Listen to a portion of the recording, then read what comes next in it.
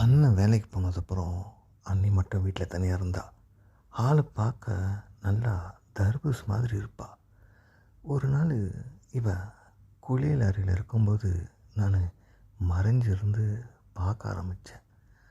அவ்வளோ அழகு. அதுக்கப்புறம் அவள் வந்ததும் நான் நம்ம வீட்டு ஹாலில் போய் இருந்தேன். இவ நான் பார்க்குறேன்னு தெரிஞ்சே அப்படியே அவள் மேக்கப் பண்ணுறது, அவளோட வேலைகள்லாம் பார்த்துட்டு இருந்தா. அதுக்கப்புறம் என்னை ஒரு பார்வை பார்த்தா. என்ன அப்படின்னா, இல்லை நீ எனக்கு என்ன சொல்கிறதே தெரில, அவ்வளோ அழகாக இருக்கு அப்படின்னு. "அஹ், என்ன சொல்கிறது, உங்கள் அண்ணன் கூட தான் பொண்ணு பார்க்க வரும்போது அழகாக இருக்கேன் அப்படி இருக்கேன்னு தான் சொன்னார். ஆனால் எந்த வேலையிலையும் சரிப்படலை அப்படின்னாரு." நான் உடனே கேட்டேன், என்ன நீ இப்படி சொல்கிறீங்க, வேணும்னா அப்படின்னேன். சரி வா உள்ள அப்படின்னாங்க. அன்றைக்கி அண்ணி எனக்கு சந்தோஷத்தை கொடுக்க ஆரம்பித்தாங்க. நமக்கெல்லாம் இந்த மாதிரி ஒரு அண்ணி இருந்தால் எவ்வளோ நல்லாயிருக்கும். இவங்க சொன்ன எல்லா வேலையும் நம்ம செய்யலாம்.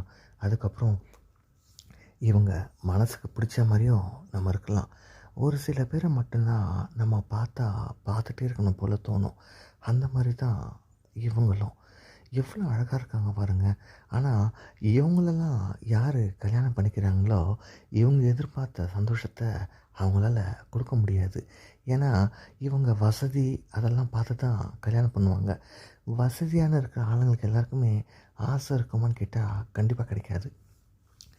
அதுவே நம்மளை மாதிரி ஆளுங்கள்லாம் பார்த்திங்கன்னா நம்மக்கிட்ட வசதி மட்டும்தான் இருக்காது, மற்றபடி ஆசைகள், தேவைகள், கற்பனைகள் எல்லாமே இருக்கும். இந்த மாதிரிலாம் நமக்கு கிடைச்சா எப்படி இருக்குன்னு நீங்களே யோசிச்சு பாருங்கள். மறக்காமல் நம்ம யூடியூப் சேனலை சப்ஸ்கிரைப் பண்ணிக்கோங்க. நிறைய வீடியோஸ் உங்களுக்காக அப்லோட் பண்ணியிருக்கேன். சப்போர்ட் பண்ணுங்கள் எனக்கு. லைக்ஸு, சப்ஸ்கிரைப்ஸ்லாம் போட்டிங்கன்னா நான் நிறைய வீடியோஸ் அப்லோட் பண்ணிகிட்டே இருப்பேன். இது உங்களுக்கான சேனல் தான்.